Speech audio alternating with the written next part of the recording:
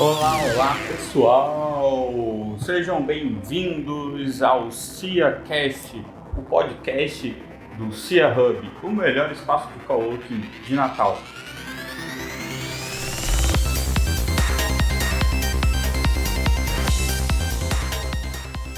E nessa primeira edição do CIAcast, nós vamos falar sobre umas coisas bem legais, sobre machine learning, sobre inteligência artificial, sobre empreendedorismo e sobre Skynet. Será que os robôs vão dominar o mundo?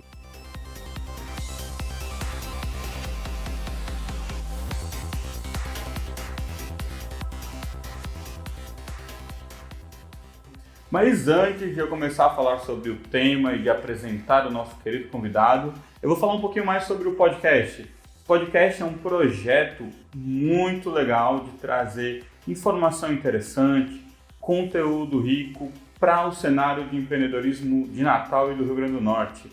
Nós vamos receber convidados aqui com frequência, convidados interessantes, para fazer debates bacanas e enriquecedores. E eu, Fábio Farias, lembra, eu não sou deputado, viu gente? Eu vou apresentar e vou coordenar e vou guiar tudo isso. O podcast tem a produção do nosso querido Guilherme Oliveira, mais conhecido como Giga, o homem, a mente, a cabeça por trás do CIA Hub.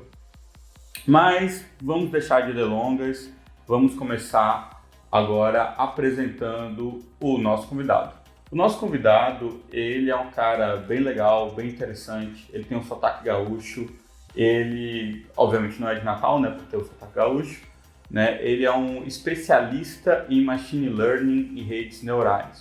O nome dele é Fernando Ribeiro e a gente trouxe ele aqui para falar um pouquinho mais a respeito do Machine Learning, das aplicações, do que é o Machine Learning e de como que você, empreendedor, pode aprender mais sobre isso e usar essa tecnologia para empreender aqui na nossa querida cidade de Natal, né? Mas antes da gente ir para a pauta em si, eu vou pedir para o Fernando apresentar-se um pouco, contar um pouquinho da sua história. Fernando, quem é você na fila da ginga com tapioca? Olá, Fábio. Olá, pessoal. Boa tarde. É um prazer estar aqui conversando com você sobre esse assunto que hoje faz parte de 100% da minha vida pessoal e profissional. E, bom, né, vamos me apresentar. Eu sou, como o Fábio disse, do Rio Grande do Sul, mas eu já me considero potiguar. Eu estou aqui desde 2005, 2006. Eu vim a trabalho para o estado, fui fazendo um projeto, 2, 3 e fixei residência aqui. Gostei muito do estado, das pessoas, casei, minha esposa, hoje minha família está toda aqui. E vamos interligar essa minha vida pessoal e particular a esse assunto super interessante que é inteligência artificial e machine learning com a minha experiência, né? Então, assim, eu sou eletrotécnico, me formei em engenharia da computação e eu tenho muita experiência com automação industrial, que foi isso que me trouxe para o estado, né? Mas a automação é diferente de machine learning e inteligência artificial. Porém, é uma das expertises que a gente aprende e usa quando cursa engenharia da computação. E foi aí, na realidade, na minha formação de engenharia, no meu trabalho de TCC, que surgiu a primeira vez a inteligência artificial na minha vida acadêmica e posteriormente profissional. Ô Fernando, antes da gente partir para a pauta em si, eu queria que você falasse um pouco da sua jornada como empreendedor. Né? Você teve uma empresa de investimento financeiro, você trabalhou lá na Tesla com o nosso amigo Elon Musk, tomou uma birita com ele e depois veio para Natal, tá com algumas ideias novas. Conta aqui um pouquinho pra gente. É tudo isso, Fábio. O Elon, na realidade, é um baita empreendedor. Ele até tem tempo para tomar umas biritas, mas ele só pensa em trabalho. Some people think I'm an alien. Not true. Not true. Mas vamos lá. Como é que, na realidade, a minha experiência está interligada entre empreendedorismo, automação, trabalhar numa das maiores empresas de automóveis, né? Tudo começou realmente o meu monografia. Então, deixa eu só voltar um pouquinho. Eu tenho bastante experiência em automação industrial. Minha paixão até hoje ainda é investimento em renda variável. E hoje está sendo, junto com essas duas expertises, então é 3 pilares que eu considero, é automação, investimento em renda variável e Deep Learning, inteligência artificial. E como é que tudo se interligou? Foi exatamente no meu TCC que eu resolvi automatizar meu processo de investimento, fazendo um trade system, mas para a graduação só uma automação de um trade system não era suficiente, eu resolvi agregar uma inteligência artificial ao meu robô de investimento.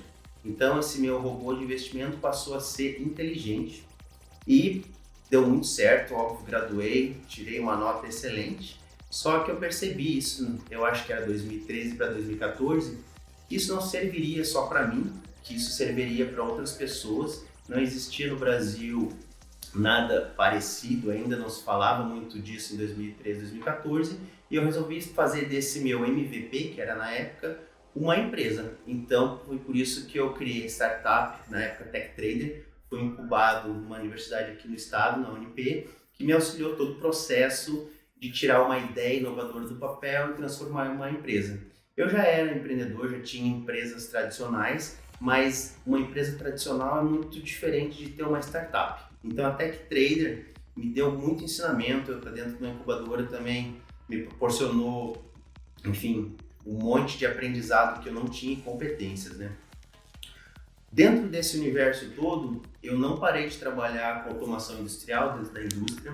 Em paralelo, eu tocava Tech Trader, que era essa ideia inovadora com inteligência artificial aplicada no mercado financeiro, e surgiu a oportunidade de eu ir trabalhar fora nos Estados Unidos, nessas empresas de automobilísticas, como Tesla, BMW e Mercedes. Foi nessa época que, na realidade, Machine Learning caiu como uma bomba na minha vida. Lá eles são precursores, estão trabalhando fortemente, construindo carros autônomos e carros elétricos. E eu, chegando lá, estando nesse meio de construir, ajudar a construir aquelas fábricas para esses carros totalmente inovadores, que eu vi a necessidade de eu me aprofundar muito mais nesse assunto, que é inteligência artificial, machine learning e deep learning. Machines! Ô Fernando, você trabalhou em alguma das empresas mais inovadoras do mundo, tá ali que lidera a inovação no planeta, né? E eu queria saber como é que foi trabalhar ali na Tesla, como é que foi trabalhar nesse ambiente, o que você aprendeu, teve alguma situação engraçada, alguma coisa que você queria compartilhar com o pessoal? Primeira coisa, assim, que se trabalha muito. Na realidade, todas as pessoas que estão envolvidas nesses projetos, dentro dessas empresas, o trabalho, o desenvolvimento daquele projeto é a vida deles. Então, o que eu notei principalmente é que todo mundo que está envolvido construindo alguma parte daquele carro autônomo, daquele carro elétrico, eles trabalham muito e porque gostam, querem desenvolver, querem entregar um produto. Tem uma diferença grande nessas fábricas nos Estados Unidos e aqui no Brasil, principalmente na parte de gestão de pessoas. Na realidade, tem muitas áreas trabalhando junto, interdisciplinares, como engenheiro da computação, engenheiros mecânicos, engenheiros eletricistas, e eles todos trabalham junto, digamos, em pequenos times, para, vamos dizer assim, todos com o mesmo objetivo. É um pouco diferente do que eu tinha visto nas empresas aqui no Brasil, com essas empresas tipo Tesla e BMW que eu trabalhei fora. Eu acho que essa é uma das partes que mais me chama atenção quando eu faço essa comparação entre trabalhar nesses dois tipos de empresas, esses dois países. E você chegou a dar um abraço no Elon Musk? Você chegou a conversar com ele ou não? Você não viu nem nada? Eu vi bastante ele todo dia passava na nossa estação de trabalho, mas ele era muito, vamos dizer assim, lembra as palestras que eu vi do Steve Jobs. Ele cobra demais, ele tem um espírito alegre, tem um espírito descontraído, mas ele todo dia estava lá na nossa estação para cobrar, para ver resultado. Então ali principalmente ele não estava ali para brincar, para tomar café, ele estava ali para ver resultado. Então, quando ele passava na nossa estação de trabalho, não era tanta diversão, era mais um pânico para ver se estava tudo no cronograma. É o famoso medo do chefe, né? E, assim, eu imagino que você deve ter dirigido um Tesla nesse período, né? E como é que é dirigir o Tesla? Como é que é a experiência disso?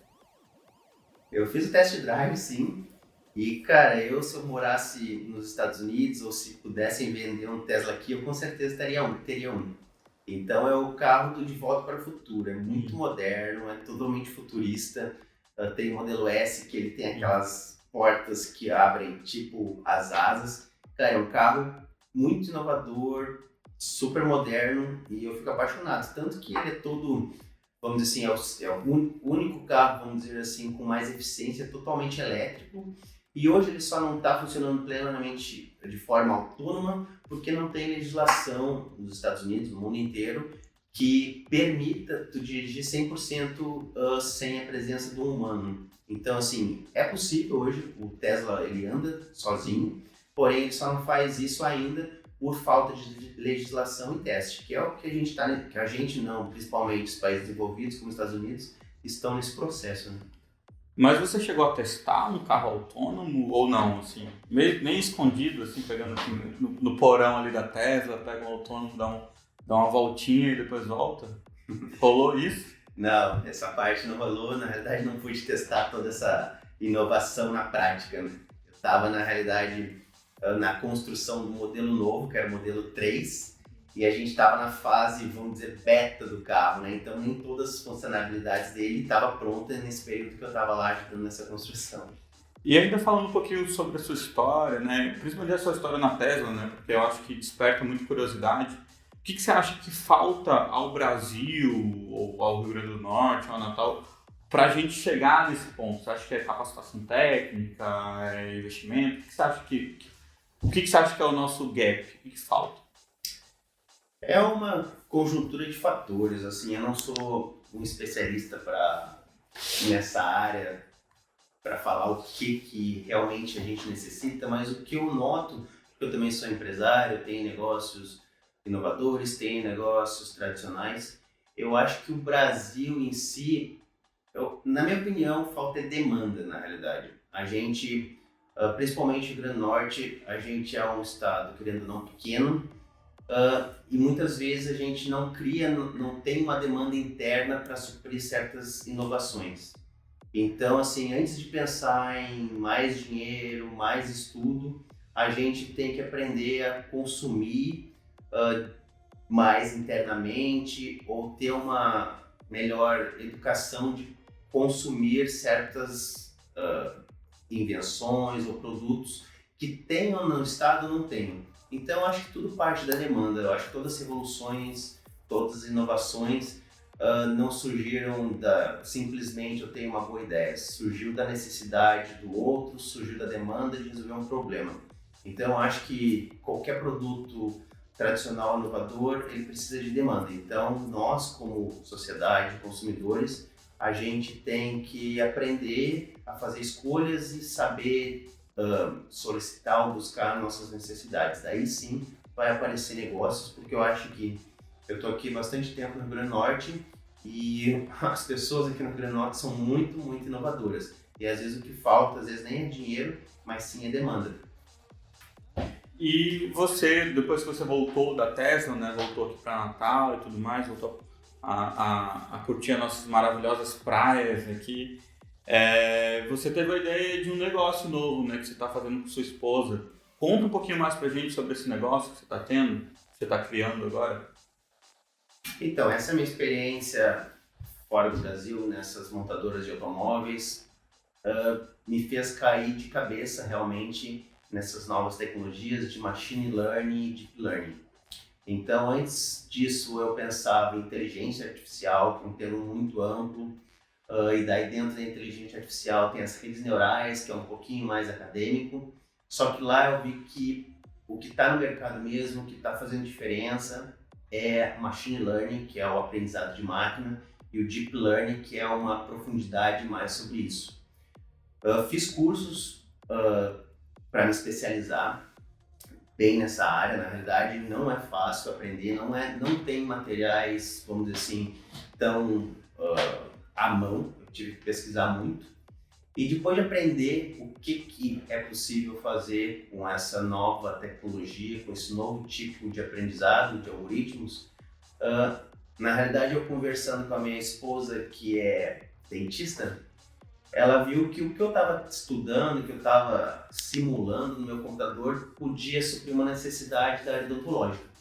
Então, ela me vendeu a ideia que com os treinamentos, com o tipo de modelo de inteligência artificial que eu estava trabalhando, podia suprir uma necessidade das radiológicas de odontologia, onde com a inteligência artificial eu ia poder detectar as patologias, os problemas dentários de forma autônoma e inteligente, auxiliando sim esse negócio de forma mais eficiente e rápida a detectar problemas bucais, né? E é isso que eu estou trabalhando hoje, 99% do meu tempo. Pô, legal. E então, agora chegou a nossa hora, a hora H, a hora da pauta.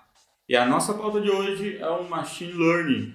E para a gente começar a destrinchar um pouco esse tema, eu gostaria que o Fernando ele me falasse um pouco sobre o que é o Machine Learning e como que ele funciona exatamente. Você tem como explicar, não só para mim, mas para todo mundo que está ouvindo aqui esse podcast? Bom, vamos tentar, mas Machine Learning é uma parte da inteligência artificial. Então a gente está muito acostumado, eu acho que todo mundo que está nos escutando já ouviu falar dessas 3 palavrinhas mágicas: inteligência artificial, Machine Learning e Deep Learning. Mas qual a diferença e similaridade dessas 3 palavras? Na realidade, o termo amplo, que é mais difundido e mais conhecido, é inteligência artificial, que eu acho que começou a se falar, vamos dizer assim, mais praticamente em 1956, por um americano, se eu não me engano. De lá para cá, traçou-se, desenvolveu modelos matemáticos para a gente aplicar a inteligência artificial em diversas aplicações, mas foi a partir da década de 80 ou 90 que começou-se a falar das redes neurais. A gente começou a ter uma computação mais forte, os computadores realmente começaram a entrar no nosso cotidiano e a gente começou a transformar aqueles cálculos matemáticos que se falava de inteligência artificial numa coisa palpável em algoritmo. E daí então que a gente começou a modelar aquelas algoritmos e fórmulas matemáticas de forma computacional. E o que foi a primeira coisa que eles criaram?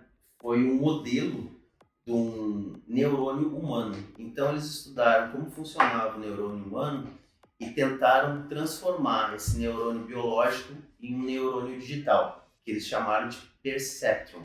Então o perceptron foi a primeira modelo algoritmo que transformou, vamos dizer, a forma como o cérebro humano aprende para uma linguagem digital que fosse programável.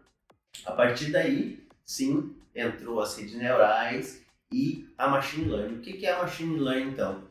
É um estudo, na realidade, aprofundado, é um modelo matemático que a gente consegue programar de uma inteligência artificial. Basicamente é isso. E a Deep Learning são esses modelos, mas mais profundamente, são as técnicas que a gente usa, são as linguagens, as plataformas. Então, quando a gente vai tentar deixar um processo inteligente, a gente fala inteligência artificial. Quando a gente escolhe os modelos que a gente vai usar para deixar aquele processo inteligente, isso é o processo de Machine Learning. E quando a gente vai programar, propriamente dito, treinar os modelos, a gente está falando de Deep Learning. Então é mais ou menos essas 3 palavrinhas mágicas aí que eu tentei explicar. E eu queria só falar um pouco do que é esse aprendizado de máquina, como é que esses modelos de aprendizado aprendem. Então a gente pode fazer bem a analogia quando um bebê, por exemplo, está aprendendo, um bebê de 1 mês. Quando ele enxerga a primeira vez uma caneta, tu diz para ele que é uma caneta. Quando ele vê uma caneta de novo, provavelmente ele vai dizer que é um copo, porque ele só viu aquela caneta uma vez. Depois de ele ver aquela caneta repetidamente umas 10, 100 vezes, ele vai olhar para uma caneta e vai dizer, olha, aquilo ali é uma caneta. Então aquele bebê aprende por repetição.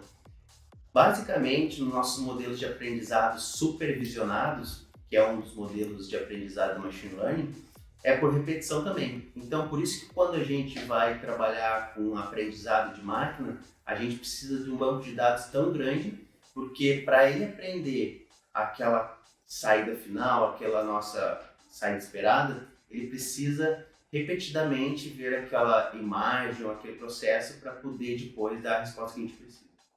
Então você está dizendo aqui para a gente, para todo mundo, que não só você, mas outros engenheiros de Machine Learning, eles basicamente fazem bebês robôs? Na realidade não, a gente tenta fazer o nosso algoritmo aprender igual um bebê. Porque na realidade todos os algoritmos, quando estão em treinamento, eles são bebês, eles não sabem nada. Então, na realidade, a forma como os algoritmos principalmente os algoritmos supervisionados aprendem, é como se fosse um bebê, tem que ensinar repetidamente, mostrar 1000 vezes, ele tem erro, ele erra de vez em quando, então a gente tem que pegar aquele percentual de erro e tentar chegar ao mais próximo de 0%. Então esses são os desafios de um aprendizado de máquina, que é minimizar ao máximo esse erro, na realidade, na hora da detecção, principalmente de imagens, e ter um banco de imagem, um banco de dados grande o suficiente para que esse algoritmo aprenda e num tempo reduzido, né? Então, uma das experiências que eu estou tendo, que é nesse trabalho que eu estou desenvolvendo na área de odontologia, é na quantidade de imagens de raio-x que eu preciso para fazer meu treinamento, para reconhecer as patologias bucais. Eu estou trabalhando com uma base mais ou menos de 2.000 imagens, radiografias, e o meu primeiro modelo teste que eu rodei, ele ficou 3 dias em treinamento, um computador normal, no caso, né? Então, esse é um desafio que a gente enfrenta quando a gente vai desenvolver um modelo de inteligência artificial, que é o tamanho da nossa base de dados e também nosso erro esperado, né, para ter o resultado final. Pô, legal, assim, eu fiquei um pouquinho com medo agora de saber que estão treinando bebê robô, por aí, bebê algoritmo. Mas, enfim, continuando aqui a nossa pauta, rola uma confusão, né, entre automação e machine learning, né, uma certa confusão de conceitos. Você podia explicar um pouquinho mais o que é cada um, onde que começa a automação e onde que termina a automação e começa o machine learning? Qual que é a diferença? Qual que é a fronteira deles? Exatamente, Fábio. Na realidade, a gente vive com automação e tem processos de automação há muito tempo já bem definidos. E a inteligência artificial é uma coisa nova que está entrando nas nossas vidas. E eu, que tenho bastante experiência nessas duas áreas, costumeiramente vejo às vezes algumas confusões dessas duas áreas que são interligadas. Então não existe basicamente inteligência artificial sem automação, mas existe sim automação sem inteligência artificial. Então, um exemplo que dá para a gente dar de automação e inteligência é, por exemplo, o GPS, que todo mundo já usou ou usa, mas usava principalmente há 10 anos atrás ou 15 anos atrás, que a gente marcava uma rota e seguia aquela rota fielmente, aquela rota não mudava, era fixa. É óbvio que quando surgiu o GPS, vocês se lembram que a gente parou de usar mapa, né? Então, hoje mapa a gente tem para decorar a capa. A gente, há 10 anos atrás, substituiu o mapa pelo GPS. Porém, hoje, quase ninguém usa GPS, muito menos mapa. Hoje, o que a gente usa? Usa o Waze, o nosso aplicativo, ou o Maps do Google. O que é o Waze e o Maps diferente do GPS? Ele tem uma inteligência artificial por trás, que ele vai medir o tempo daquele local. Caso tenha trânsito, ele vai mudar a nossa rota, ele vai nos avisar se a gente precisa, ele vai nos dar 3 ou 4 alternativas e ele vai aprendendo conforme tu vai mudando esses resultados. Então, basicamente, usando esse exemplo de rotas, dá para exemplificar bem o que é inteligência artificial e automação industrial. Automação industrial não, automação qualquer, né? Sendo que só, voltando a dizer, para a gente trabalhar com inteligência artificial, tem 3 pilares aí que trabalham juntos. E para trabalhar com inteligência artificial, a gente precisa de uma automação boa e um banco de dados bom também. Então, assim, a outra ciência que está atrelada à inteligência artificial, que a gente não tinha falado ainda, é o cientista de dados. Então, aquele cara do BI, aquele cara do Data Science, do Big Data, também faz parte desse processo da inteligência artificial. Pô, muito legal isso, bem bacana. Eu lembro que você deu esse exemplo aqui antes da gente entrar na gravação, e eu não esperava não sabia que o Waze e o Google Maps usavam inteligência artificial. Na verdade, eu acho que um pouco desse uso da inteligência artificial já está acontecendo e a gente não está percebendo, não é mesmo? Exatamente, a gente pode dar outros exemplos, mas eu acho que um exemplo que a gente pode dar que tem inteligência artificial e às vezes não tem, a gente não se dá conta, é os famosos chatbots. Os chatbots estão cada vez mais em pauta, cada vez mais presentes no nosso dia a dia, e os chatbots sim usam inteligência artificial, mas os primeiros e alguns ainda que rodam hoje são simplesmente automáticos. Ele é uma pré-programação de frases ou frases estruturadas que não usa inteligência, ele não aprende com aquilo, ele segue uma metodologia, ele é automatizado. E como todo mundo sabe, já teve problemas com esses chatbots, né? E normalmente os que dão mais problemas não são inteligentes. Hoje, com as novas técnicas, com novos algoritmos, novos estudos, esses chatbots estão muito eficientes. Às vezes a gente não se dá conta mesmo que está falando com uma máquina só depois de 1 ou 2 minutos de conversa que a gente vai se dar conta que não é uma pessoa. Então, os chatbots é outro exemplo aí de deep learning, machine learning que está nas nossas vidas e às vezes a gente vai começar a usar e nem se dá conta que está conversando com uma máquina. É bem, talvez, assustador, né? Bebês robôs conversando com a máquina e tudo mais. Mas vem cá, vamos falar um pouco sobre as aplicações do Machine Learning, né? Eu já vi aplicação do Machine Learning em publicidade, por exemplo, eu faço anúncio, eu sou especialista em anúncio de Facebook Ads, Google Ads, então é basicamente Machine Learning para entregar o anúncio para as pessoas com maior probabilidade de compra. A gente falou do Google Maps, né, que eu não sabia e é Machine Learning, né? Eu li uma notícia uma vez dizendo que o Tinder ele está usando Machine Learning para tentar procurar matches com mais precisão para as pessoas. E para além desses, quais são as outras aplicações do Machine Learning? Como que ele pode afetar e mudar a nossa sociedade, né? Transformar a nossa sociedade nos próximos 10 anos? O que você acha sobre isso? Bom, pergunta complicada, né? Mas ele realmente vai mudar a sociedade nos próximos 3, 5 e com certeza daqui a 10 anos. A gente está sofrendo uma mudança drástica com o uso dessas tecnologias. Tem muitos exemplos que a gente pode dar, a gente já deu vários aqui, como ele disse, mas um interessante que às vezes a gente não se dá conta, que eu assim percebi por acaso, é quando a gente usa filtros de imagem. O famoso aplicativo que começou ao uso disso é o Snapchat. Na verdade, eles têm muita inteligência artificial naquela construção. Então, quando a gente constrói, tem apps que a gente constrói avatares a partir de uma imagem, de uma foto nossa, aquela conversão de uma foto normal para um avatar é feita através de inteligência artificial. E outra coisa muito normal, que a gente nem se dá conta hoje, que todo mundo aqui deve usar, que está nos escutando, Facebook e Instagram, é quando eles fazem cortes ou filtros em certas publicações que a gente faz. Quem fica analisando aquelas imagens se são permitidas ser postadas ou não é uma pessoa ou um grupo de pessoas lá. É um algoritmo que tem uma inteligência artificial que faz esse filtro dessas imagens próprias ou não para ser divulgadas, né? Então tem até sites para adultos aí que na realidade para a página inicial eles têm inteligência artificial para, vamos dizer assim, botar uma tarja preta em certas partes do corpo que não deve ser vista, né? Então assim, essa é uma aplicação bem real e prática da inteligência artificial que às vezes a gente nem pensa que pode ser um algoritmo de machine learning fazendo isso. Outra aplicação que eu acho que é bem, eu já falei aqui que é na área de finanças, que é bem interessante, que é a predição de valores históricos de ativos financeiros, também é utilizado por bancos. Então hoje, às vezes os bancos nem estão divulgando tanto essas predições de investimento, o que eles estão usando fortemente é para mapeamento de perfil de crédito de clientes. Então assim, uma área que está crescendo demais é essa utilização desse tipo de algoritmo para perfil de crédito de clientes. O que eu posso ver mais de exemplos interessantes com machine learning?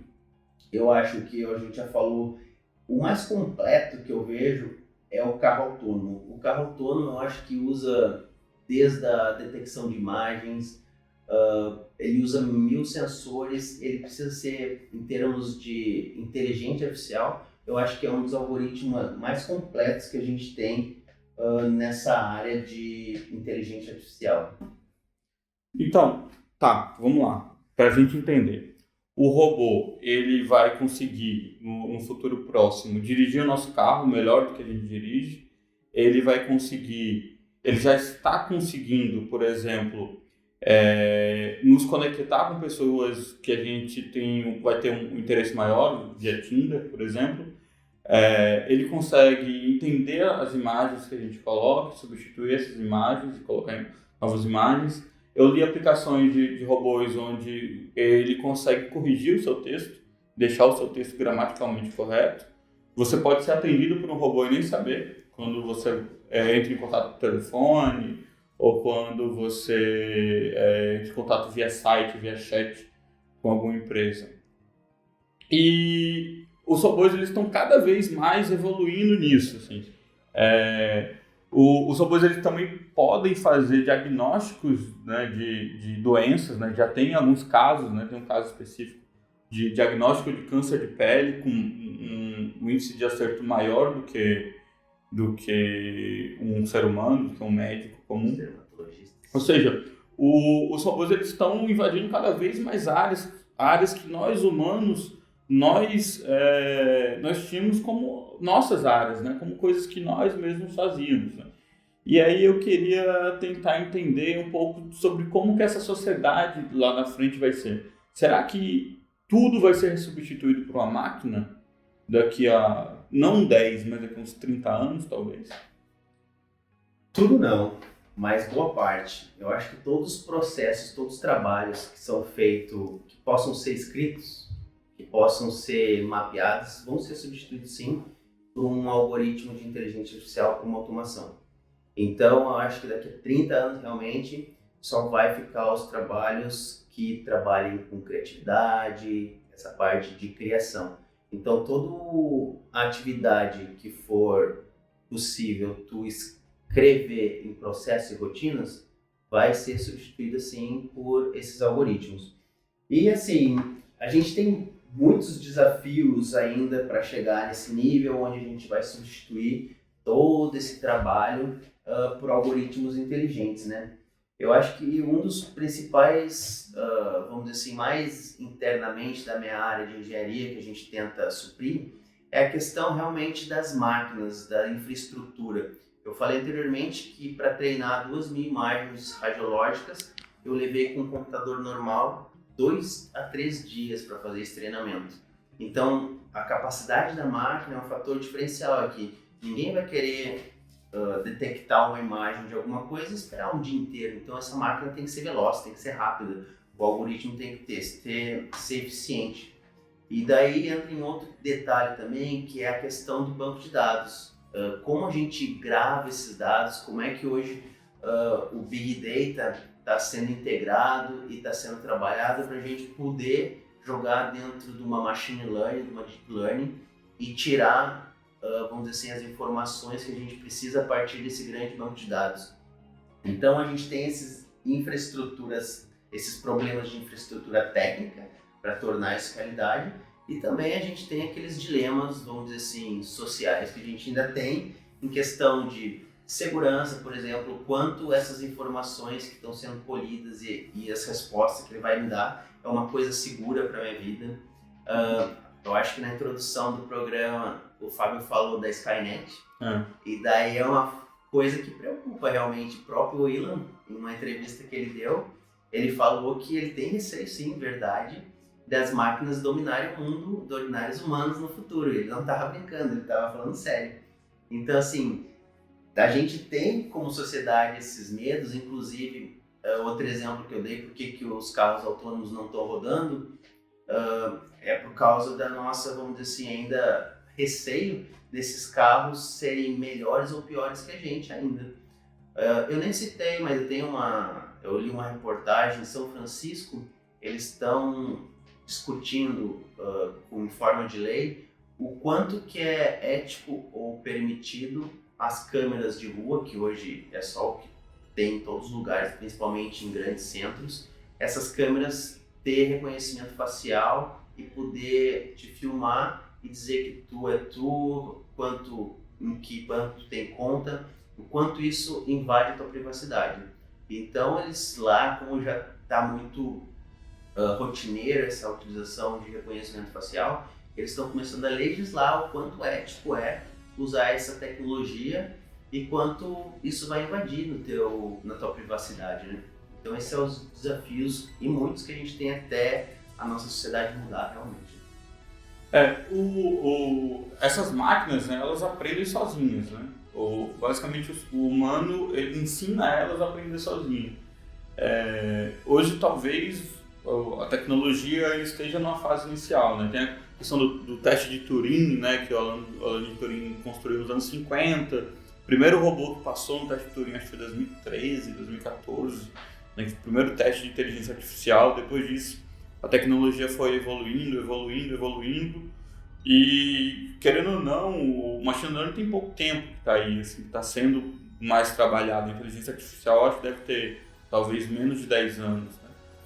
E daí é o seguinte, você acha que existe algum impedimento técnico para essas máquinas começarem a aprender coisas para fora daquilo que elas foram programadas para aprender? Tipo, eu sou uma máquina, a gente programa uma máquina de um carro que vai aprender a dirigir sozinho.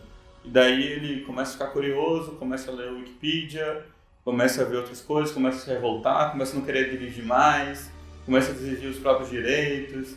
Quando você vê, o carro está atropelando as pessoas e virando um robô maligno para dominar o mundo, se conectando com as outras máquinas para fazer isso.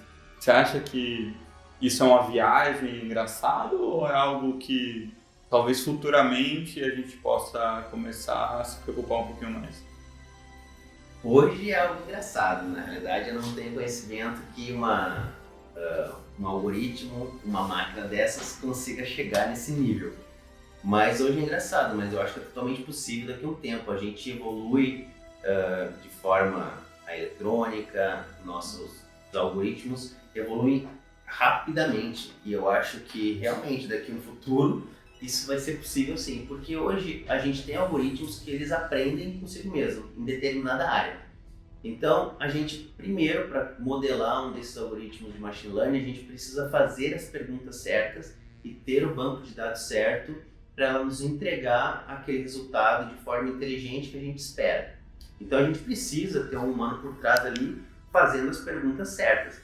Porém, depois que ele fez a pergunta certa, aquela máquina, aquele modelo de aprendizado, ele vai se auto se sustentar. Na realidade, com os novos resultados que ele está gerando, ele vai aprender com aquilo e ele cada vez vai ser mais inteligente. Isso é o que eu já fazia e faço no mercado de capitais com os resultados de compra e venda de ações. Cada vez que ele acerta, na realidade tem lucro numa operação, na próxima ele vai gravar aqueles dados e não vai mais errar, vai ficar mais eficiente. Só que é numa área específica, ele não extrapola para as outras áreas. No momento que a gente conseguir pegar um sistema que funciona no mercado financeiro e juntar com um sistema que funciona para construir carro e eles conversarem, eles podem começar a interferir um na área do outro. Não tem nada muito parecido, mas a gente pode chegar lá e eu acho que é por isso que hoje é engraçado o Elon Musk falando isso, mas a evolução é muito rápida, né? Totalmente rápida, muito rápida mesmo, né? Mas sigamos confiantes de que a Skynet não vai dominar o mundo, né? Pelo menos não nos próximos 30 anos, também não sei, né? I'll be back. Vamos testar, vamos rezar, enfim, vamos jogar energias positivas para que isso não aconteça, ou para que se isso acontecer, que aconteça para melhor, né? Que a máquina domine o mundo, tire os políticos corruptos e ladrões e resolva as questões e a gente só fique curtindo, tomando bons drinks na praia. Eu acho que o humano foi feito para isso e a máquina para trabalhar. Eu acho que aí seria um cenário muito positivo do futuro. Mas, infelizmente, a nossa pauta está acabando, o nosso tempo está acabando. E a gente começou a entrar agora no final do programa. E para a gente finalizar a nossa primeira edição do CiaCast, o podcast do Cia Hub, o melhor espaço de coworking de Natal, eu vou fazer algumas perguntas para o Fernando, né? E depois eu vou pedir uma indicação de livro, de filme, enfim, de qualquer coisa. Primeira pergunta, Fernando. ABC ou América? América. América? Poxa, isso daqui eu fiquei agora chocado. Segunda pergunta. Grêmio ou Inter? Inter, claro. Ah, entendi porque é América, né? E terceira pergunta. Qual é a sua praia preferida em Natal? Tabatinga. Ah, perfeito. Também gosto demais de Tabatinga. E para gente encerrar, eu gostaria que o Fernando falasse um pouquinho mais dessa empresa que ele está formando com a esposa dele e depois desse uma indicação, ou um livro, ou um podcast, ou um filme, ou uma série, o que ele achar legal, não precisa necessariamente ter a ver com o que a gente está discutindo hoje. Só voltando atrás ali, Natal é Ponta Negra, né? Mas no Rio Grande do Sul, no Rio Grande do Norte, gosto bastante da Tabatinga, né? Deixa eu ver uma série interessante, ele me pegou agora.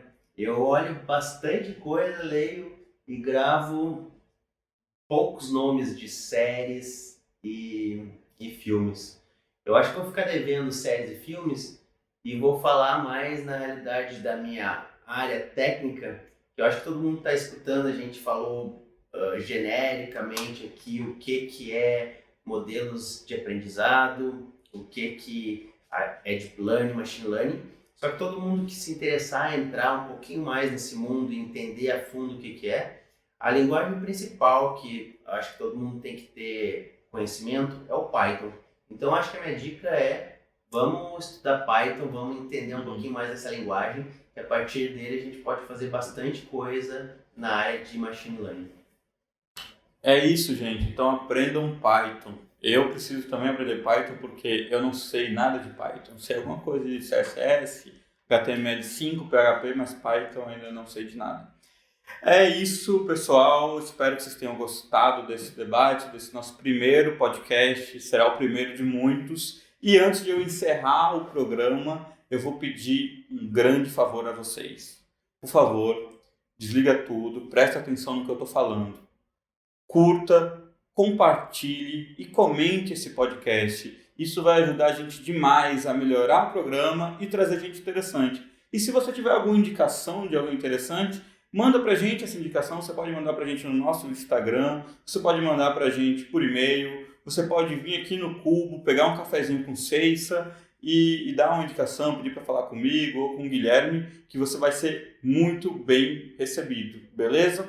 Espero muito que vocês tenham gostado e fico muito grato por você ter nos ouvido durante esses 45 minutos de podcast, beleza? Estou indo nessa, qualquer coisa, siga o meu Instagram, @FabioFariasF, e siga o Instagram do Cia Hub, que é a evolução do Cubo Hub, que é o @CuboHub agora, e depois vai ficar @Cia Hub, beleza? Até mais!